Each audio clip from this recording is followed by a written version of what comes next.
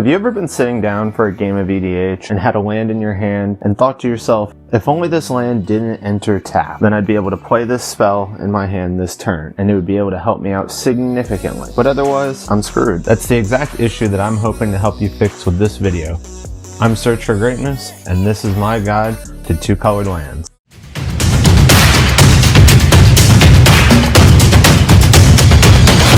Hello and welcome to Search for Greatness. This is going to be my version of a guide to two-colored lands in EDH.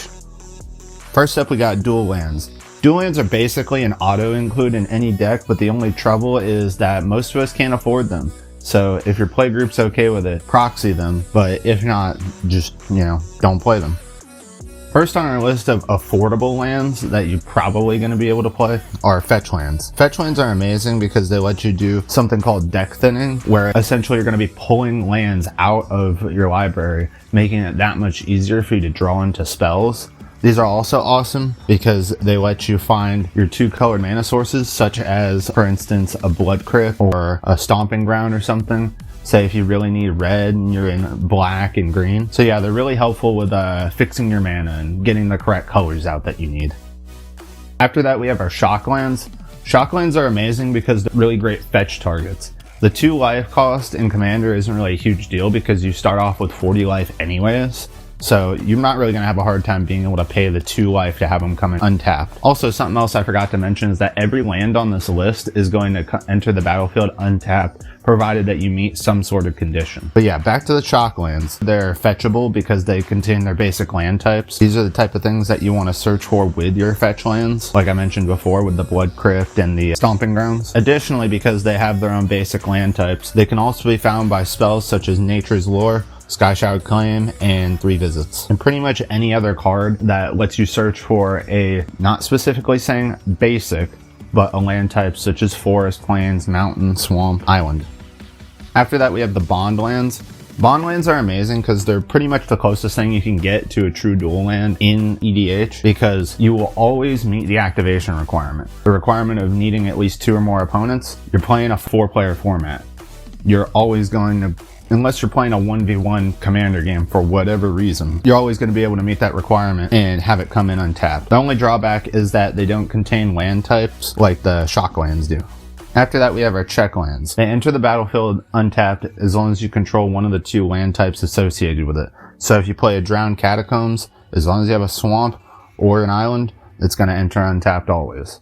The only time this is really ever a bad thing, especially in like a 2 or 3 color deck, is if you're trying to play at turn 1. So just don't play at turn 1, you're pretty much good. After that, we have reveal lands. Reveal lands are basically the same thing as check lands, except for it's going to be your hand that's getting checked rather than your battlefield. So all you gotta do, which is good for turn 1, unlike the check lands, because all you have to do is just show someone one of your lands from your hand and have it enter untapped. So this is kind of like the opposite.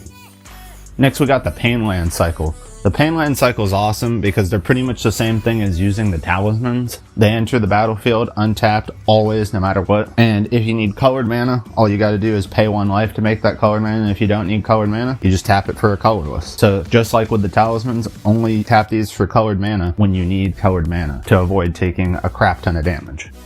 After that, we got our Shadowmoor filter lands. The Shadowmoor filter lands are little interesting because they require mana of their colors already to be able to filter with.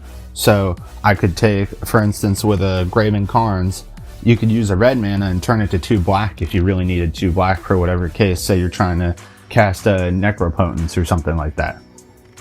And then they tap on their own for colorless anyway, and they enter the battlefield tapped no matter what, under all circumstances. So the only time where this is ever really an issue is, on turn 1, where you don't have some sort of additional mana source that can provide you with colored mana to filter.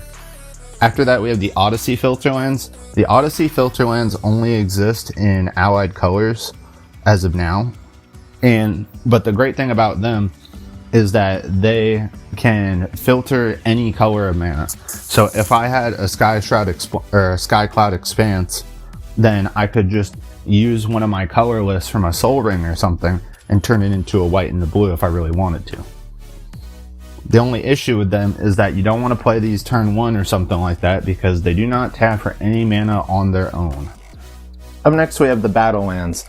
The battle lands are another one of those types of lands that are only good as long as you're not playing them on turn 1 or turn 2, because they're required you have at least 2 or more basic lands in play for them to come in untapped. Another big thing is the emphasis on the basic part of those lands.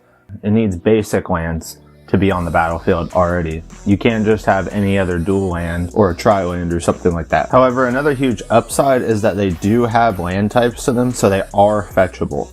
So once you get 2 of the basic land types out that you need for them, you can always fetch them and have them come into play untapped too, which is nice. After that we have the fast lands.